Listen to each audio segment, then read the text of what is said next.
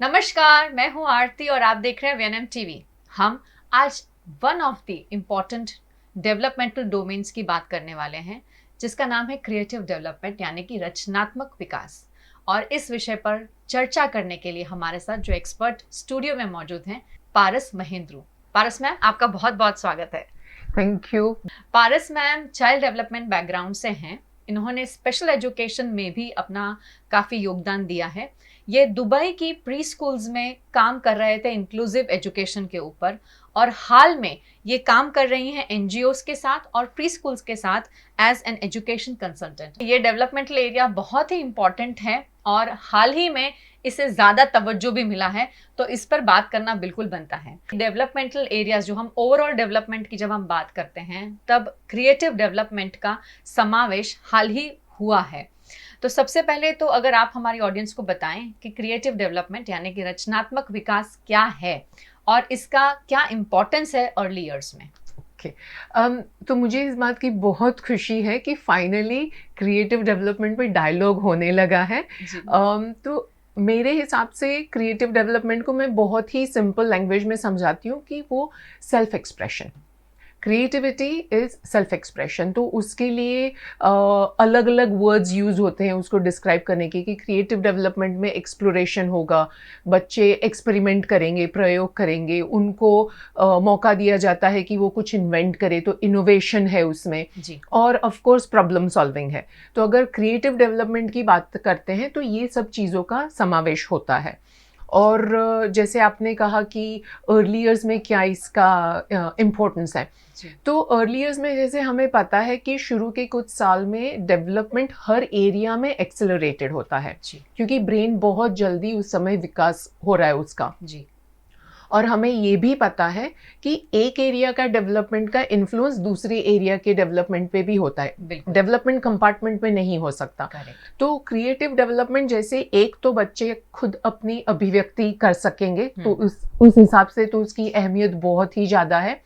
पर उसके अलावा उसका इम्पैक्ट दूसरे एरियाज पे भी आता है, जैसे कि इमोशनल डेवलपमेंट है।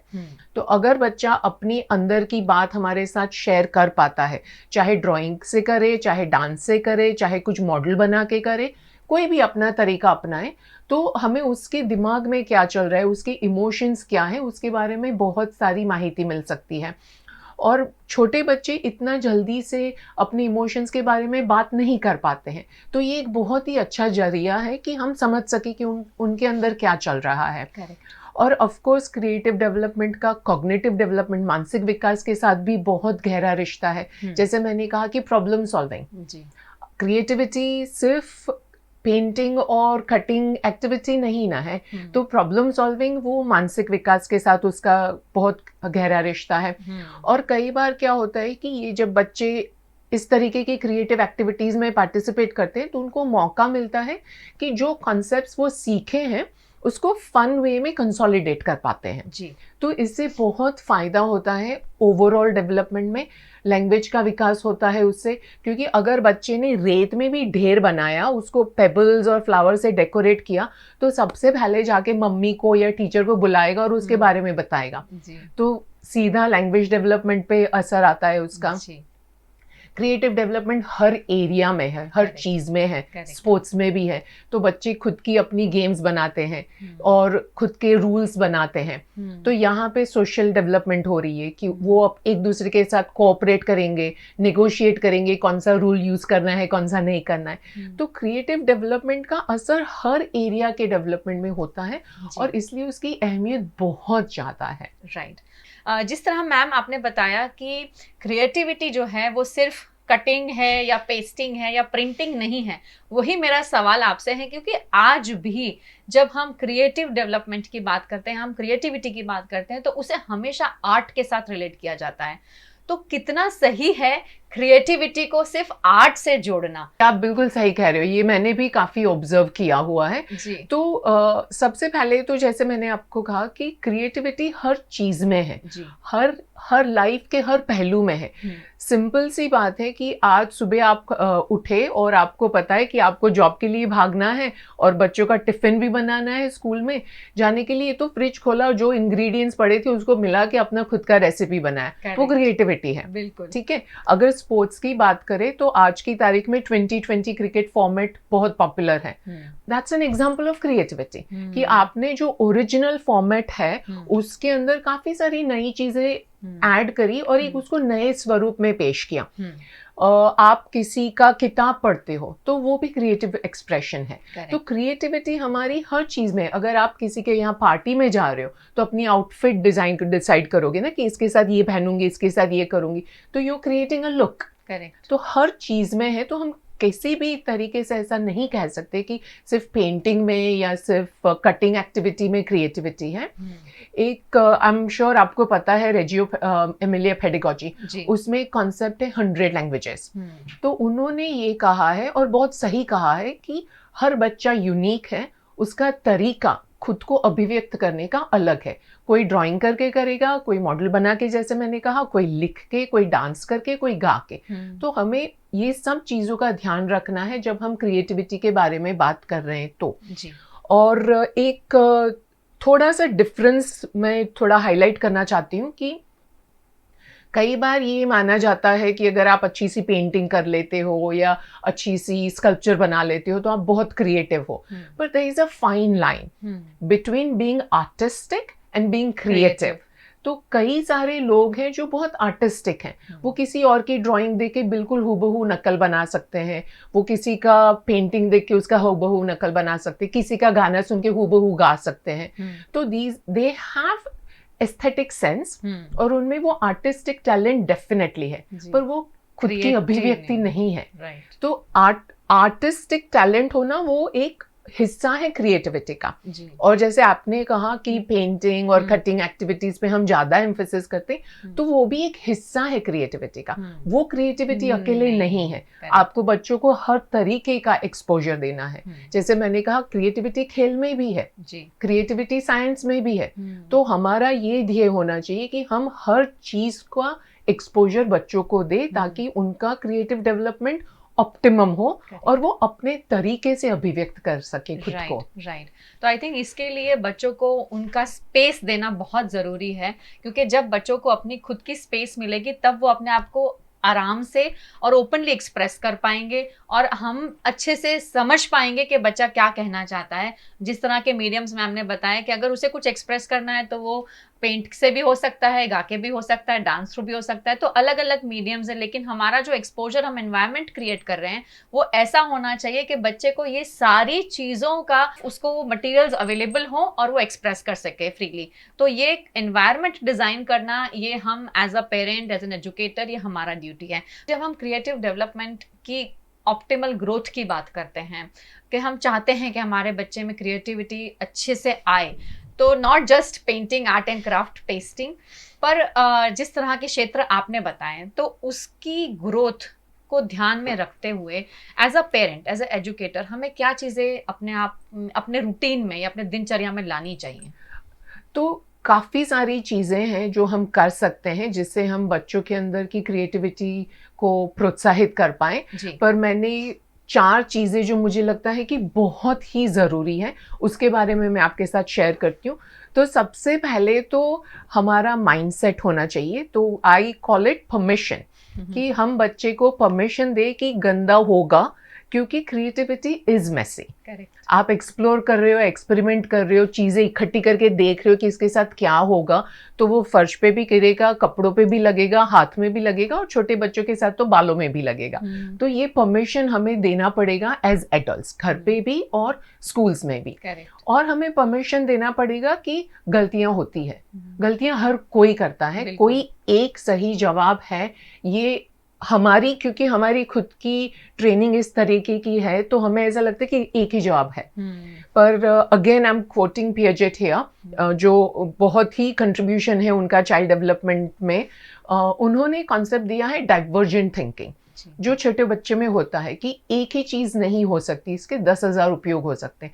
सिंपल सा एग्जांपल है कि आप किचन रोल जो होता है, वो जो ब्राउन कलर का ट्यूब निकलता है, अगर आप बच्चे को दे दोगे तो वो आंख पे लगा के दूरबीन बनाएगा और मुंह पे लगा के उसका भोपू भी बनाएगा. पर एडल्ट के दिमाग में तो वो ट्यूब किचन रोल का ही है. तो हमारा वो डाइवर्जेंट थिंकिंग नहीं रहा, इसलिए हम सोचते हैं कि इसका एक ही जवाब हो सकता है.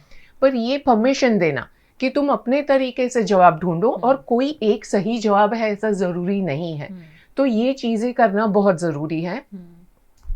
दूसरा है कि हम ओपन एंडेड रिसोर्सेज जितने हो सके, इंडिजिनस रिसोर्सेज, तो मैं ये नहीं कहूँगी कि एजुकेशनल टॉयज़ और एजुकेशनल रिसोर्सेज बिल्कुल बेकार हैं, खरीदने ही नहीं चाहिए, ऐसा मैं कभी नहीं कहूँगी।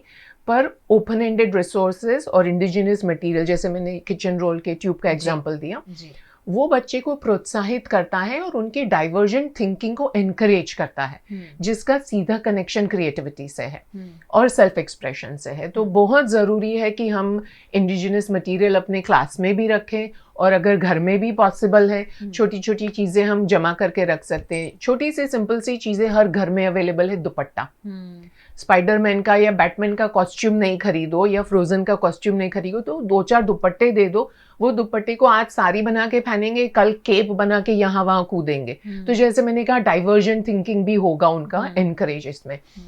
और एक चीज़ है कि रेजिलियंस डेवलप करना चाहिए हमें बच्चों के अंदर, क्योंकि क्रिएटिविटी जब हम एक्सपेरिमेंट कर रहे हैं, एक्सप्लोर कर रहे हैं, तो इनवेरिएबली अड़चने तो आएगी हर एक के साथ, और हर कोई वो फेलियर एक्सपीरियंस करता है।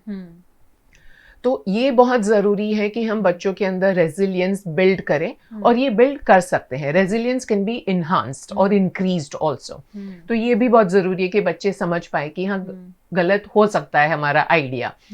और सबसे लास्ट की चीज़ मैं ये कहूँगी कि ऑडियंस का मतलब ये नहीं कि आप एग्जिबिशन रखिए बच्चों के आर्ट वर्क का, पर पापा मम्मी कैसे अप्रिशिएट करते हैं, how do you cherish your child's art work, whether it's a science model, art का पीस है, उसने खुद ने अपना गाना लिखा है, स्कूल में टीचर्स किस तरह से रिस्पॉन्ड करती है जी। तो ये बहुत ज़रूरी है, क्योंकि इससे बच्चों का कॉन्फिडेंस बढ़ेगा। उनको लगेगा कि मैंने जो बनाया है उसका वैल्यू है, और मेरी लाइफ में जो एडल्ट्स हैं वो इस चीज़ को चेरिश कर रहे हैं। तो ये 4 चीज़ों को हम ध्यान में रख के चलें, तो मुझे लगता है कि क्रिएटिव डेवलपमेंट को बहुत प्रोत्साहन मिल सकता है। Very true. बहुत सारी इंपॉर्टेंट फैक्टर्स मैम ने बताए हैं क्रिएटिविटी को लगते हुए, और इन सभी चीज़ों की शुरुआत जो है ना, वो सबसे पहले घर से होती है, क्योंकि बच्चा जो है वो घर में ही बड़ा हो रहा है।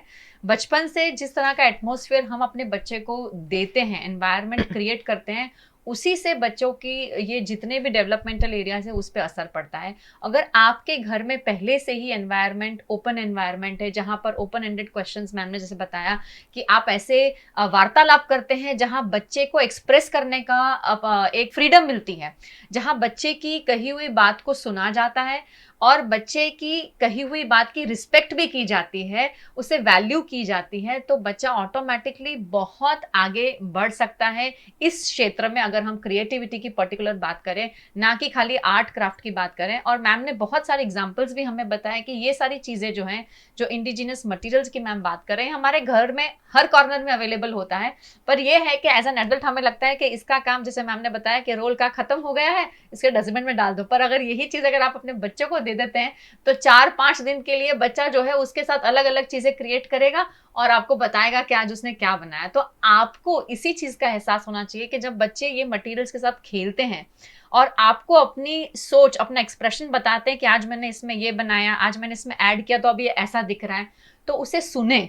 बहुत जरूरी है बच्चों को सुनना, उन्हें सुनना, वो क्या कहना चाहते हैं। अपना हम कहते हैं ना, कई बार हम एकदम इमिडिएटली कह देते हैं, अरे नहीं ये तो ऐसा दिखता ही नहीं है, तुमने क्या सोच के बना दिया। तो इससे बच्चे का जो सेल्फ एस्टीम है वो कहीं ना कहीं हर्ट भी होता है, बच्चा डीमोटिवेट फील करता है, शायद कल उठ के वो ना एक्सपेरिमेंट करे। हमें ये नहीं करना है, हमें पॉजिटिव डायरेक्शन में बच्चों को लेके जाना है, उन्हें मोटिवेट करना है, उनकी सोच को सपोर्ट करना है। क्रिएटिविटी तभी आती है, बच्चे की जो सोच है उसे पंख दिए जाएं और उसे वो फ्रीडम दी जाए, उसे वो स्पेस दी जाए एक्सप्रेस करने की। तो क्रिएटिविटी ऐसे ही मैजिक से क्रिएट नहीं हो जाती है, पर ये सारी छोटी छोटी चीज़ों का अगर हम ध्यान रखते हैं तो ज़रूर क्रिएटिविटी बच्चों के साथ साथ पेरेंट्स में भी आ जाती है। ये मैं आपको पक्का बता रही हूँ, क्योंकि हमने ये सारी चीज़ें टेस्ट करके रखी हुई हैं। बच्चे इतनी सारी चीज़ें आउट ऑफ द वर्ल्ड सोचते हैं जो हम अडल्ट्स कभी सोच ही नहीं सकते हैं, और आपको उनकी बातों को जब वो एक्सप्रेस करते हैं ना, तब सुन के ताज्जुब हो जाएगा कि हाँ ये चीज़ का ये भी हो सकता है, ये तो हमने कभी सोचा ही नहीं था। और वो इतना वंडरफुल आइडिया लेकर आते हैं। इसलिए बच्चों की सोच को सपोर्ट करें और उन्हें सुने। आप एक ट्रेनर भी हैं, आप काफ़ी सारे एजुकेशन जो सेक्टर से जुड़े हुए हैं उन्हें ट्रेन करते हैं। क्रिएटिविटी की जब हम बात करते हैं, हम क्लास को अपने अरेंज करते हैं अल्फ़ाबेट्स, नंबर्स, शेप्स, कलर्स के साथ, पर जब क्रिएटिविटी को क्लास में लाना है तो आई एम श्योर आपके लिए भी ये बहुत बड़ी चुनौती होती होगी, क्योंकि उसके लिए टीचर्स को शायद पहले उस एंगल से सोचना ज़रूरी है या पेरेंट को सोचना ज़रूरी है। तो क्या कहना चाहेंगे आप इसके ऊपर, कैसे हम क्रिएटिविटी को अपने क्लास का हिस्सा बना सकते हैं? ये चैलेंजिंग है। मुझे लगता है कि इसके पीछे की वजह एक तो ये है कि अवेयरनेस, अंडरस्टैंडिंग, और टीचर्स को भी ट्रेनिंग, ऑनगोइंग ट्रेनिंग होना चाहिए। बिल्कुल। तो पेरेंट के वर्कशॉप्स भी होने चाहिए साथ साथ में, क्योंकि कई बार होता है कि जब मैं स्कूल्स और प्री स्कूल्स और उनके साथ बात करती हूँ कि वो मुझे पूछते हैं कि आप कौन कौन से वर्कशॉप्स ऑफर कर रहे हो जी। तो क्रिएटिविटी मेरा टॉप पे होता है। क्रिएटिविटी और आउटडोर प्ले ये मेरे फेवरेट टॉपिक्स हैं। और फिर वो हमेशा बात वहीं आ जाती है कि प्री राइटिंग पे कुछ करें, क्योंकि पेरेंट्स को इसमें इंटरेस्ट है ज़्यादा, क्योंकि उनको वो दिखता है ना, लिखा हुआ है तो दिखेगा कि ये मेरा बच्चा सीख गया है। तो मुझे लगता है कि ये एक अवेयरनेस करना बहुत ज़रूरी है। जब तक हमें पता ही नहीं है तब तक हम कुछ कर ही नहीं सकते हैं। तो जैसे आज आपका ये प्रोग्राम है तो इसके द्वारा काफ़ी सारा अवेयरनेस क्रिएट होगा। उसी तरीके से स्कूल्स वगैरह में मैं इंसिस्ट करती हूँ कि आप टीचर्स को क्रिएटिव डेवलपमेंट पे ट्रेन कीजिए, तभी वो क्लासरूम में रिफ्लेक्ट होगा। करेक्ट। जब वो सोचने लगेंगे इसके बारे में तो क्लासरूम में रिफ्लेक्ट होने लगेगा। ये सबसे बड़ा चैलेंज है कि लैक ऑफ अवेयरनेस। करेक्ट। और उससे अलावा और तो ये भी है कि हमारा खुद का भी ट्रेनिंग, हमारे खुद का माइंडसेट, जो पहले भी मैंने मेंशन किया कि कुछ कुछ चीजें हैं जो हमारे अंदर एम्बेडेड है, क्योंकि हमें उस तरीके से ट्रेन किया गया था, उस तरीके से हमारी पढ़ाई हुई थी। तो उसको अनलर्न करना as adults, like for example creativity का हम आर्ट एंड क्राफ्ट की बात करते हैं क्योंकि वो काफ़ी कॉमन है, सबको शायद समझ में भी आ जाएगा। कई बार मैं देखती हूँ कि फ्रूट का जैसे थीम चल रहा है और पूरी क्लास वाटरमेलन बना रही है, एक असेंबली लाइन जैसे लगा हुआ है, सबके पास वो आधी कटी हुई पेपर प्लेट है, उसमें नीचे ग्रीन करना है, बीच में रेड करना है, टीचर सब कुछ बता रही है और सीड्स कहाँ लगाने हैं वो भी बता रही है। तो और फिर हम उसको सीधा डिस्प्ले पे लगाने के जुगाड़ में होते हैं कि इसको लगाते हैं डिस्प्ले पे कैसा दिखेगा। होता है, सब जगह होता है। बिल्कुल 100%। तो एज एडल्ट्स हमारा पूरा ध्यान है कि ये वाटरमेलन का स्लाइस मेरे बोर्ड पे कैसा दिखेगा। हमारा ध्यान एंड प्रोडक्ट पे है। करेक्ट। एंड प्रोडक्ट में बच्चे को तो इंटरेस्ट ही नहीं है, क्योंकि एक बार वो स्लाइस बन गया फिर वो आके बोलेगा मैं क्या करूं, वो तो भूल गया वो स्लाइस को। उनकी लर्निंग और उनकी क्रिएटिविटी प्रोसेस में है।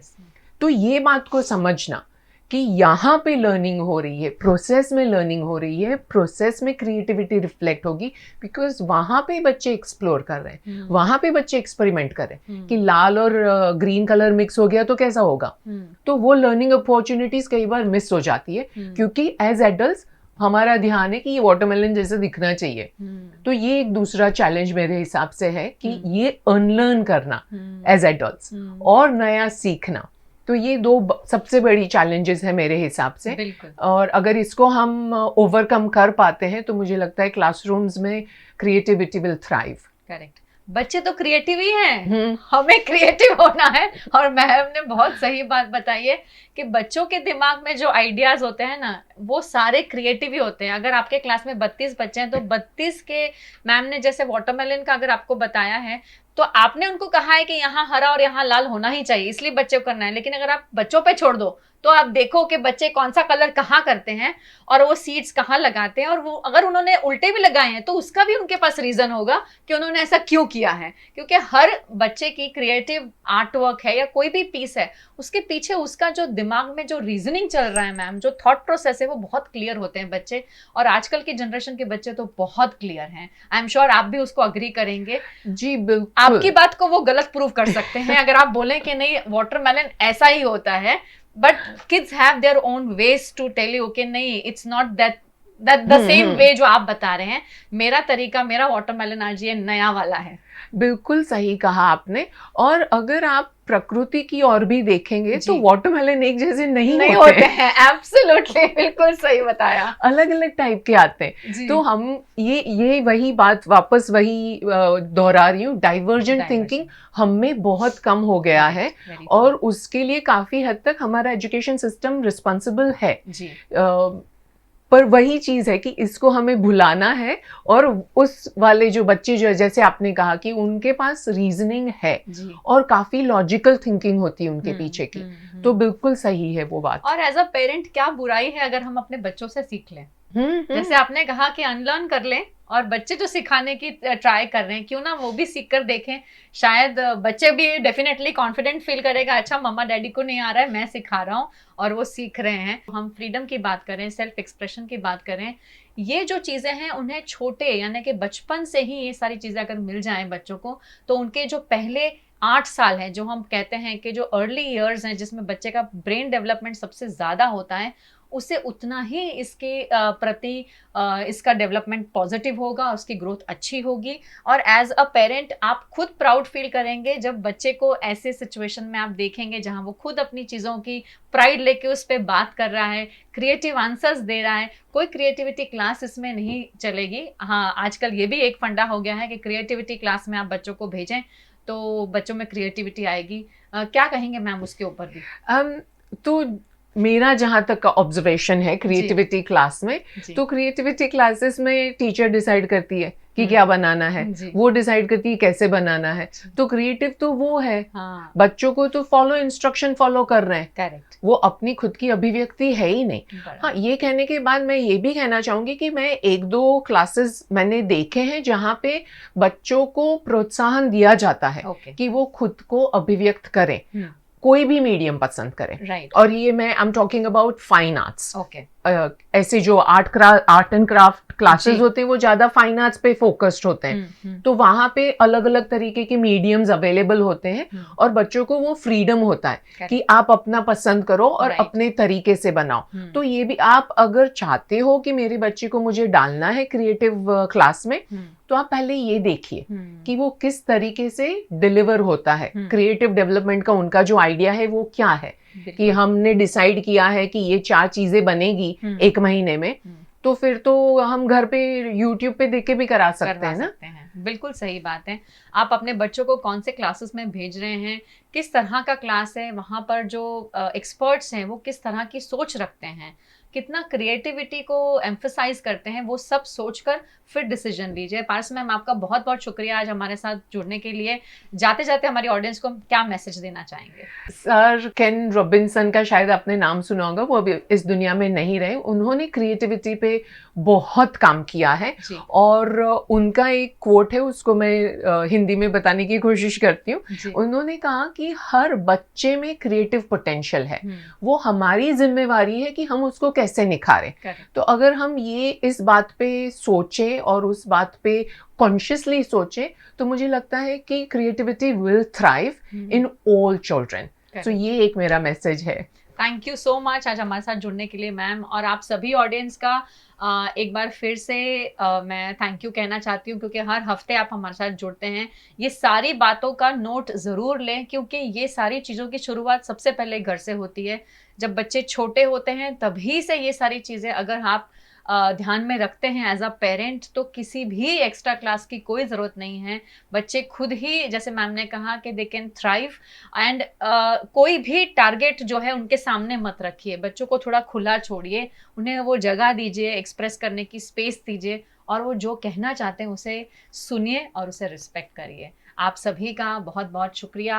VNM TV और VNM TV किड्स का YouTube चैनल है, इसे लाइक करें, शेयर करें, सब्सक्राइब करें। VNM TV अब OTT प्लेटफॉर्म पे भी है। इसी तरह हर हफ्ते हमारे साथ जुड़ते रहिए। Thank you so much.